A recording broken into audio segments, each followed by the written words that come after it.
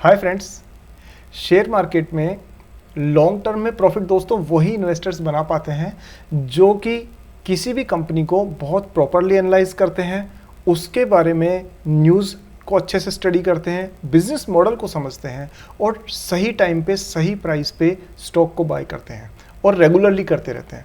दोस्तों अगर अब बस हम इन चीज़ों का ध्यान रखें तो एक प्रॉफिटेबल इन्वेस्टर बनने से हमें कोई नहीं रोक सकता। स्वागत है दोस्तों आपका सागरनॉमिक्स में, और आज हम सीखेंगे स्टॉक मार्केट के बारे में कुछ नया जो जानकारी आपके शेयर एनालिसिस में और पोर्टफोलियो बिल्डिंग में काम आएगी। सो दोस्तों एक बहुत ही फ्यूचरिस्टिक टेक्नोलॉजी वाली जो कंपनी है उसका एनालिसिस हम लोग करने वाले हैं। ये वो कंपनी है जो कि इलेक्ट्रिक बसेस में लीडरशिप पोजीशन रखती है इंडिया में। नाम है दोस्तों इसका ओलेक्ट्रा ग्रीन टेक। दोस्तों इसकी हम लोग एनालिसिस करने वाले हैं, आपको बहुत कुछ नया सीखने को मिलेगा, इसलिए वीडियो को पूरा देखिएगा और लाइक करने में जो आप कंजूसी करते हैं ना उसको बंद करिए, वीडियो को लाइक ज़रूर करिए। और अब हम सीधा चलते हैं दोस्तों इस कंपनी के बारे में जानने के लिए।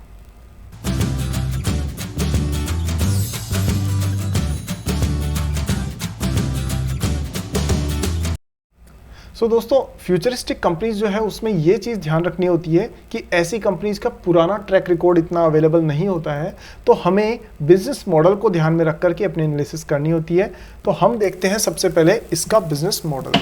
सो देखिए हम लोग सबसे पहले बात कर लेते हैं दोस्तों ओलेक्ट्रा जो ग्रीन टेक है उसके बिजनेस मॉडल के बारे में। तो यहाँ आप देखेंगे तो सबसे पहली बात है कि ये करती क्या है। तो दोस्तों ये जो कंपनी है वो इलेक्ट्रिक बसेस बनाती है, और आप ये देख सकते हैं इलेक्ट्रिक बसेस में 82% इनका जो रेवेन्यू है वो इलेक्ट्रिक बसेस से आता है, और 18% रेवेन्यू जो है वो इनका आता है कहाँ से, वो इनका आता है दोस्तों इससे जो पॉलीमर इंसुलेटर है उनसे। सो दो हिस्से हो गए बिजनेस सेगमेंट के, 82% इधर से बसेस से और बाकी आ गया पॉलीमर इंसुलेटर से। अब यहाँ बात करते हैं दोस्तों 8,800 करोड़ से ऊपर की मार्केट कैप है कंपनी की। अभी प्राइस करीब 1180 के आसपास चल रही है, और वो करीब 52 वीक लो हाई के आसपास में ही है। दोस्तों यहाँ आप ध्यान दीजिए कि स्टॉक का P 133, price to earning ratio 133 है, जबकि इंडस्ट्री का जो प्राइस टू अर्निंग रेशियो है वो 68 है। तो ऐसा क्यों है कि ये यहाँ से यहाँ पर जस्ट डबल हो गया है? तो इसके कई कारण हो सकते हैं दोस्तों, और उनमें से एक कारण ये हो सकता है कि कंपनी की प्राइस के मुकाबले में अर्निंग अभी भी कम है, मतलब लोगों ने इसमें इंटरेस्ट लेके इसकी प्राइस को थोड़ा ज़्यादा बना दिया है, और इसकी वजह से अर्निंग्स को ग्रो करने में भी थोड़ा टाइम लग रहा है। तो ये एक वजह है, हो सकती है हम लोग इसको ओवर एनालाइज करेंगे, और भी वजह हो सकती है। बुक वैल्यू दोस्तों 102 रुपये है, तो आप ये देख सकते हैं कि बुक वैल्यू के मुकाबले में जो करंट प्राइस है वो थोड़ी ज़्यादा है। अगर हम ग्राहम नंबर के मुकाबले में देखेंगे तो भी दोस्तों कंपनी थोड़ी सी एक्सपेंसिव दिख रही है, लेकिन हर अच्छा स्टॉक एक्सपेंसिव होता है, ये भी आपको पता होना चाहिए। दूसरा फेस वैल्यू 4 रुपये का शेयर है, और दोस्तों यहाँ इन्होंने डिविडेंड भी दिया है 0.04%। अब यहाँ मैं आपको एक चीज़ बताना चाहूँगा दोस्तों, डिविडेंड कंपनी ने दिया है 0.04%, ये सोच के आपको नेगेटिव नहीं होना चाहिए। क्यों नहीं होना चाहिए? क्योंकि दोस्तों चाहे जैसे हम लोग स्कूल में पढ़ते थे तो हम कोई कंपटीशन जीतते थे, तो उस पर हमें ना हमारी टीचर अगर नटराज की 2 रुपये 3 रुपये वाली पेंसिल देती थी ना तो भी हमें खुशी होती थी। और इसी तरह से अगर कोई कंपनी थोड़ा सा डिविडेंड भी दे रही है अपने प्रॉफिट, जरा से प्रॉफिट में से, इसका मतलब शेयर होल्डर्स के प्रति वो ईमानदार है और अपनी जिम्मेदारी समझ के अपना प्रॉफिट उनमें शेयर कर रही है। तो ये एक बड़ा अच्छा प्लस पॉइंट होता है। अदरवाइज आपको ऐसी भी कंपनीज मिल जाएंगी जिनके पास में लाखों और करोड़ों रुपए का प्रॉफिट है लेकिन वो डिविडेंड नहीं देती है। सो दोस्तों डिविडेंड देना इज ईमानदार, जो is a sign of an honest management. अब आगे बढ़ते हैं दोस्तों, और यहाँ आप देखिए कि यहाँ जो अगर आप देखोगे इसके अंदर तो कंपनी जो है उसका जो कंट्रोलिंग स्टेक है वो है कंपनी के पास, यानी 50% शेयर होल्डिंग है। सो इसका मतलब कंपनी के मालिकों के पास कंट्रोल करने की शक्ति है, और प्लेस परसेंटेज 0 है, यानी सारे शेयर्स में से एक भी परसेंट गिरवी रखा हुआ नहीं है, विच इज़ गुड। पाइथ्रोस की स्कोर जो है वो 4 है, थोड़ा कम है, लेकिन इसकी कुछ वजह है क्योंकि नई कंपनी है इसलिए ऐसा होना लाजमी है। अब दोस्तों कंपनी के चलते हैं हम लोग बिजनेस मॉडल को समझने के लिए, और हम लोग सीधा इसकी देखते हैं कि कंपनी करती क्या है, कैसे काम करती है। तो ओवरव्यू लेते हैं दोस्तों कंपनी के बिजनेस का।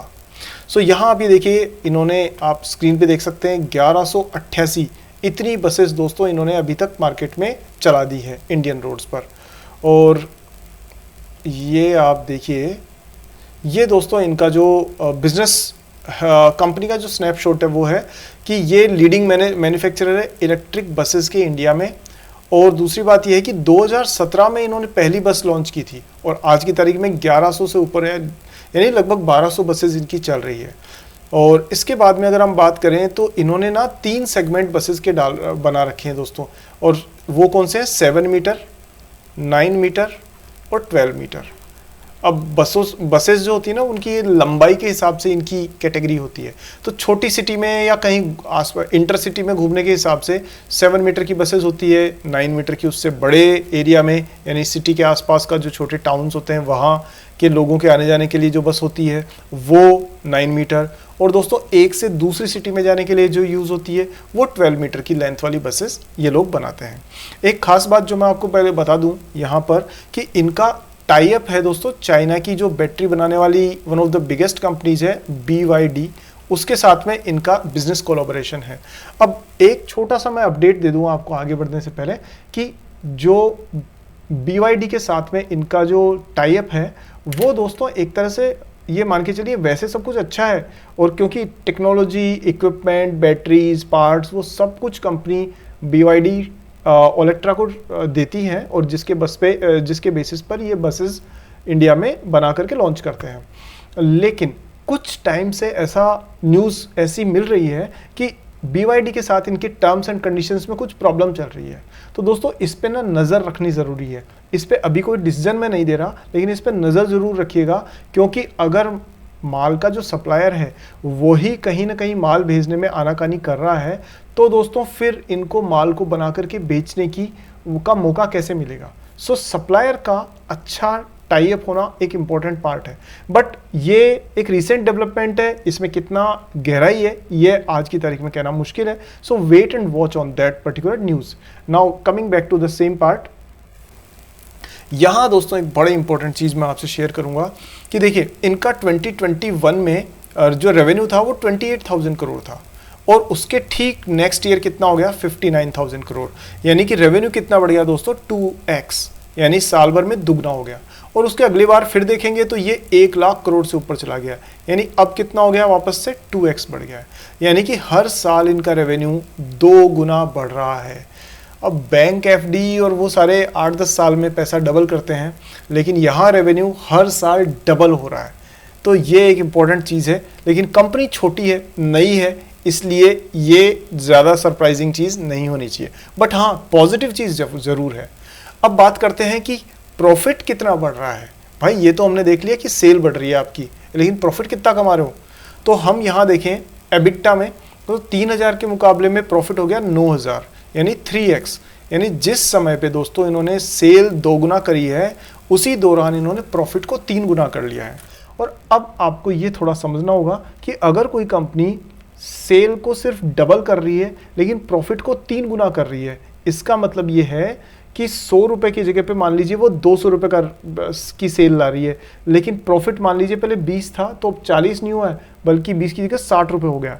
और इसका सीधा मतलब होता है कि या तो इन्होंने एम्प्लॉई कॉस्ट कम की है, या इन्होंने जो मटेरियल मंगवा रहे हैं उसकी कॉस्ट कम की है, या फिर इन्होंने ओवरऑल ऑपरेशनल एफिशिएंसी अपनी इंक्रीज की है, जो कि एक बहुत अच्छा साइन है। सो इसको एक पॉजिटिव चीज़ माननी चाहिए। अब दोस्तों हम लोग इसके बाद बात करते हैं नेक्स्ट ईयर इन्होंने फिर से 9,000 से 15,000, तो करीब करीब आप मान के चलिए 1.5 गुना के आसपास इन्होंने इसको बढ़ाया। तो यहाँ क्या वजह होगी ये भी हम लोग देखेंगे। अब अगर हम प्रॉफिट आफ्टर टैक्स यानी सूखा मुनाफा इसकी बात करें दोस्तों, तो सूखे मुनाफे में आप ये देखेंगे कि 807 करोड़ था वो बढ़ के हुआ 3,500 करोड़, यानी सीधा सीधा इन्होंने 3.5x। तो जब सेल को 2 गुना कर रहे थे तो प्रॉफिट जो नेट कमाई जेब में आती है वो 3.5 गुना बढ़ाई है, विच इज़ वेरी गुड। उसके अगले साल इन्होंने फिर से 2 टाइम्स कर लिया, यानी प्रॉफिट डबल। तो जब सेल डबल तो प्रॉफिट भी डबल, तो ये भी एक अच्छी चीज़ है। अब देखें इन्होंने कि बसेस जो है वो इन्होंने पहले 21 में 88 बसेस थी इनकी, और उसके बाद में 259 बसेस हुई, और उसके बाद में 580 बसेस, यानी कि करीब करीब यहाँ से यहाँ 2.5 गुना के आसपास बढ़ा और यहाँ करीब करीब दुगनी बसेस हो गई है। ध्यान दीजिए, बसों का नंबर डबल हो रहा है, सेल का नंबर डबल हो रहा है, प्रॉफिट का नंबर डबल हो रहा है, इसका मतलब कंपनी का ओवरऑल बिजनेस भी डबल हो रहा है। तो प्राइस भी डबल ही होनी चाहिए ना, वो ट्रिपल हो रही है, तो हमें देखना चाहिए कि प्राइस थोड़ी तेज भाग रही है। लेकिन फ्यूचरिस्टिक कंपनियों में ऐसा आमतौर पे देखने को मिलता है, नथिंग टू गेट सरप्राइज्ड। अब दोस्तों जल्दी से बाकी सारी चीज़ें कवर करते हैं। मैं सिर्फ इंपॉर्टेंट पॉइंट्स कवर करूंगा क्योंकि अदरवाइज वीडियो को टाइम में कंप्लीट करना मुश्किल होगा। और दोस्तों हाँ, एक चीज़ ये आपसे है कि आप इस चैनल को अगर सब्सक्राइब नहीं किया है तो अभी कर लीजिए, वीडियो को रोक करके, और बेल आइकन को ऑन कर दीजिए। अच्छा, मेरा एक क्वेश्चन और है यहाँ पर आपसे कि आप ये बताइए कि इलेक्ट्रिक बसेस क्या जो पेट्रोल और डीजल की बसेस है उनको अगले 5 साल में पूरी तरह ख़त्म कर सकती है? इसका जवाब मुझे कमेंट सेक्शन में ज़रूर बताइएगा, मैं भी तो जानूँ कि आप कितना सीख रहे हैं, कितनी संभावना है। चलिए आगे देखें तो दोस्तों ये 3 टाइप के मॉडल्स हैं इनके। जो मैं कह रहा था 7 मीटर्स के मॉडल है जो कि 150 किलोमीटर की रेंज लेके चलते हैं। 9 मीटर वाले मॉडल है जो 220 किलोमीटर के आसपास की रेंज लेके चलते हैं। इसमें 1 और 2 टाइप है। और तीसरी 12 मीटर की जो ओलेक्ट्रा बसेस हैं वो करीब करीब 300 किलोमीटर्स की रेंज लेके चलती है। तो ये विद इन द सिटी, ये सिटी के आसपास वाला एरिया और इस सिटी से बाहर वाला एरिया, इस तरह के इन्होंने प्रोडक्ट पोर्टफोलियो रखा है ताकि सिटी मतलब इंडस्ट्री की हर प्रकार की ज़रूरत को पूरा किया जा सके। नेक्स्ट दोस्तों, इसमें एक चीज़ मैं इंपॉर्टेंट ज़रूर आपको बताना चाहूँगा, उस पर नज़र आपकी ज़रूर रहनी चाहिए, और वो इस पूरे जो एनालिसिस है उसका एक सबसे इंपॉर्टेंट पॉइंट्स में से एक है। और वो क्या है दोस्तों कि इनके पास में इतने ऑर्डर्स इन हैंड हैं, 3394 ऑर्डर्स दोस्तों, इतने 3,500 ऑर्डर इनकी जेब में हैं, और अब इनको सप्लायर से बस माल लाके बस बना के बेचना है, बस इतना सा काम है। सो अगर किसी कंपनी के पास में धंधा हाथ में होता है तो वो एक बड़ा प्लस पॉइंट होता है। सो ये एक इस कंपनी की अच्छी बात है। और इन्होंने 10 करोड़ किलोमीटर जो है वो अपनी बसों से कवर भी कर लिए हैं अब तक। So that's a plus point. अब हम इसकी बाकी सारी चीज़ जल्दी से देखते हैं और फिर हम टेक्निकल एनालिसिस पे चलेंगे। यहाँ दोस्तों देखिए कि ये भी एक अच्छा पॉइंट है इंडस्ट्री के हिसाब से, और वो क्या है कि देखिए पूरे दुनिया में सबसे ज़्यादा जो इलेक्ट्रिक बसेस हैं वो चाइना में है, मतलब 26% of the total buses is in China. अगर हम बात करें कि यूरोप में तो ये आंकड़ा 6% है, और यदि हम बात करते हैं यूएसए में तो ये आंकड़ा 1% है, जबकि हमारे हिंदुस्तान में, हमारे देश में 4% बसेस इलेक्ट्रिक हो गई है दोस्तों। इसके लिए तालियां तो बनती है क्योंकि हमारी गवर्नमेंट अच्छा काम कर रही है पॉल्यूशन से मुक्त करने के लिए हमारे देश को। तो दैट्स अ गुड पॉइंट। चलिए, हमें भारतीय के तौर पर भी तो गर्व होना चाहिए ना। चलिए आगे बढ़ते हैं दोस्तों, और यहाँ ये देखें हम लोग कि ये कुछ पीएलआई स्कीम्स है जो गवर्नमेंट की तरफ से सब्सिडीज़ वगैरह मिलती है, गवर्नमेंट की तरफ से इन कंपनीज़ को एक फ़ायदा पहुंचाया जाता है इस क्षेत्र को बढ़ावा देने के लिए। लेकिन अभी यहाँ पर एक बहुत इंपॉर्टेंट चीज़ मैं आपको बता रहा हूँ। देखिए ये ध्यान दीजिए, penetration of e buses on a steady rise by aided by government support, यानी सरकार ने इन कंपनीज को, जैसे ओलेक्ट्रा को अगर प्रोत्साहन किया है, मोटिवेट किया है, इंसेंटिवाइज किया है, तो उससे क्या फ़र्क पड़ा है। देखिए 2017 में 0% बसेस इलेक्ट्रिक थी, नेक्स्ट ईयर भी 0% थी, नेक्स्ट ईयर भी लगभग 0% थी। 2020 में जब से ओलेक्ट्रा के नंबर्स हमारे पास अवेलेबल हैं तो 1% of the total buses was electric. 100 में से एक बस इलेक्ट्रिक बिक रही थी। उसके बाद में 2 बसें, अगले साल में डबल हुआ, फिर उसके साथ अगले साल में फिर से डबल हो गया ये आंकड़ा, यानी 4%। और अभी सिर्फ 6 महीने बीते हैं। ये क्या है, H1 हाफ ईयरली 1/23 का सिर्फ 6 महीने बीते हैं, और कितना हो गया ये हो गया 6%। यानी कि अगर पूरा साल कंप्लीट होगा तो दोस्तों इलेक्ट्रिक बसेस का पेनिट्रेशन होना चाहिए 12%। इसका मतलब क्या हुआ, वो ये कि इस बार ये 3x हो जाना चाहिए। कितनी तेजी से ट्रेंड इलेक्ट्रिक की तरफ बढ़ रहा है। वैसे आप चारों तरफ देख भी रहे हैं कि electric buses, electric cars, electric 2 wheelers सब सेल हो रहे हैं। अब इसके बाद में दोस्तों हम लोग इस को ये फंडामेंटल्स में बाकी सारी चीज़ें और देख लेते हैं कंपनी के ओवरव्यू में जल्दी से, और फिर हम लोग टेक्निकल्स में चलते हैं क्योंकि आप भी मेरे कुछ मित्र वेट भी कर रहे होंगे उसका। बट दोस्तों ये ज़रूरी चीज़ है, अगर आप अपनी मेहनत की कमाई लगा रहे हैं तो आपको कुछ बेसिक चीज़ों को ज़रूर देखना चाहिए। तो इसलिए मैं आपको समय इस पर चाहता हूँ, इस फील्ड पर ज़रूर दें आप। देखिए अब हम यहाँ एक बार ये फाइनेंशियल स्नैपशॉट्स को और देख लेते हैं। 21 में जैसा हमने देखा कि ये CAGR यानी कि ऑपरेशंस से जो रेवेन्यू आ रहा है वो इस तरह से बढ़ता हुआ गया है, ऑलरेडी डिस्कस किया, ये हमने डिस्कस कर लिया, ये हमने डिस्कस कर लिया। अब हम बात कर रहे हैं number of e buses sold, ये भी हमने डिस्कस कर लिया। और रिटर्न ऑन कैपिटल एम्प्लॉयड यानी जो जितना पूंजी डाली गई है उसका जो रिटर्न है दोस्तों 8.3% था, फिर कम हुआ और अब ये करीब करीब डबल हो चुका है, यानी यहाँ से 7 से करीब करीब ये 14 के आसपास आ गया है। तो ये एक अच्छी निशानी है इस बात की कि ये अपने इन्वेस्टर्स को पैसा बना के दे रही है ये कंपनी। फिर ये देखिए रेवेन्यू इनका बढ़ा हुआ है पहले से, और नंबर ऑफ बसेस जो सोल्ड की गई है वो ये हैं। फिर इसके बाद ये सारे फिगर्स हमने मोस्टली एक तरह से ओवरव्यू कर लिए हैं। ये दोस्तों इनके गाड़ियों के जो मॉडल्स हैं वो हैं, कैसे चमचमाती हुई ई बसेस, इलेक्ट्रिक बसेस आप देख रहे हैं, और लगभग बड़े बड़े सभी शहरों में है, सिलवासा में है, नागपुर में है, सूरत में है, देहरादून, तिरुपति, पणजिम, और इधर आप देखोगे तो पुणे, हैदराबाद, हिमाचल, मुंबई, दिल्ली, गुजरात, सब जगह इलेक्ट्रिक बसेस इनकी चल रही है। ठीक है, दिल्ली मुझे दिखा नहीं, बस मेरे फ्लो में ही निकल गया, I am sorry for that, वो देखना पड़ेगा है भी या नहीं है। चलिए दोस्तों आगे बात करते हैं हम लोग। इसके जो है शेयर होल्डिंग एक बार देख लेते हैं जल्दी से, और फिर हम लोग इसके टेक्निकल्स पे चलेंगे। शेयर होल्डिंग में आप बात करें तो दोस्तों ये है इसके जो इस कंपनी में 50% जो कंट्रोलिंग स्टेक है वो खुद प्रोमोटर्स के पास में है, तो वो एक अच्छी बात है। म्यूचुअल फंड्स ने दोस्तों अभी इनमें कुछ खास इन्वेस्टमेंट नहीं करी है, डोमेस्टिक फंड वालों ने नहीं किए, इन्वेस्टर्स ने नहीं किए, लेकिन 8.5% इन्वेस्टमेंट फॉरेन इन्वेस्टर्स ने कर दिया है।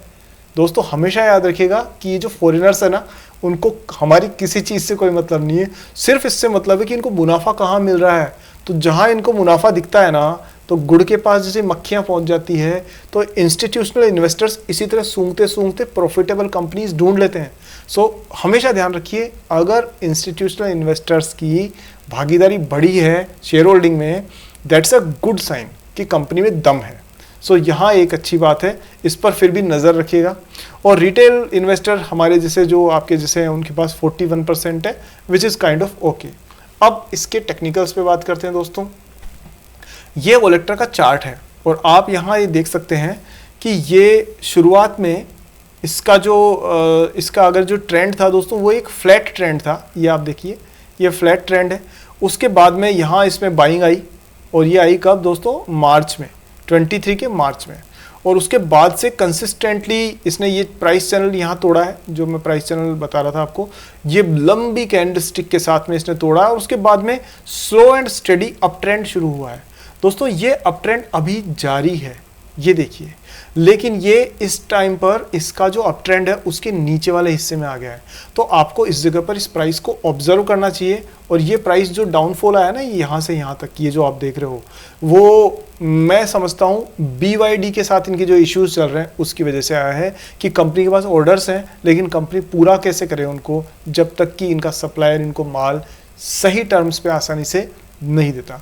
तो दोस्तों अभी यहाँ पर आप नज़र रखिए, और सबसे पहले आप ये देखिएगा कि ये कंपनी यहाँ से प्राइस जो है, क्योंकि ये अभी तक तो हाई बॉटम हाई टॉप्स बना रही थी, लेकिन यहाँ पर ये कंपनी की जो प्राइस है वो इससे नीचे अगर सस्टेन कर जाती है तो दोस्तों ये एक डाउन ट्रेंड की शुरुआत हो सकती है। तो यहाँ वॉच करिए, करीब करीब आप 1000 की प्राइस के आसपास में कुछ नज़र रखिए, और देखिए कि यहाँ से बाउंस होती है क्या। अगर जो प्राइस यहाँ से बाउंस होती है तो दोस्तों ये अगला जो टारगेट मान के चलिए 1500 से ऊपर ही ये प्राइस जाएगी। ये इसका एक नया अप ट्रेंड शुरू हो सकता है, जिसके चांसेस काफ़ी ज़्यादा है। दूसरा अगर आप ये देखोगे तो इसका वॉल्यूम दोस्तों पहले कुछ नहीं था, लेकिन पिछले कुछ टाइम में ट्रेडिंग बढ़ गई है इस वाले स्टॉक में। और ओलेक्ट्रा में ट्रेडिंग बढ़ने का मतलब है कि ये जो ट्रेंड हम देख रहे हैं, ये जो बाइंग ट्रेंड है, इसमें स्ट्रेंथ है। सो आपको कुछ दिनों तक यहाँ पर मॉनिटर करना चाहिए कि प्राइस 900 से नीचे ना आए, और ये अगर यहाँ से बाउंस बैक होती है तो आपको इसमें धीरे धीरे अपने पोर्टफोलियो में थोड़ा बहुत कंसिडरेशन आप कर सकते हैं। क्यों कर सकते हैं? क्योंकि इलेक्ट्रिक बसेस वाला सेगमेंट दोस्तों एक बहुत पावरफुल सेगमेंट है। तो दोस्तों उम्मीद करता हूँ वीडियो बहुत लंबी नहीं करना चाहता, बट थोड़ी सी हो ही जाती है। उम्मीद करता हूँ आज आपने कुछ नया सीखा होगा और इस वीडियो में मिली हुई जानकारी से आप समझ गए होंगे कि ओलेक्ट्रा में कितना दम है और आपको इसको अपने पोर्टफोलियो में थोड़ा थोड़ा शामिल करना है या नहीं करना है, ये अब आप समझ गए होंगे। सो दोस्तों आपका कोई सवाल है तो कमेंट सेक्शन में ज़रूर पूछिए और इस चैनल को इस वीडियो को लाइक ज़रूर करिए। चैनल को सब्सक्राइब करके बेल आइकन को ऑन कर दीजिए। अगले वीडियो में एक नई कंपनी के साथ जल्दी ही मिलेंगे। तब तक के लिए जय हिंद दोस्तों, अपना ध्यान रखिए। Bye bye.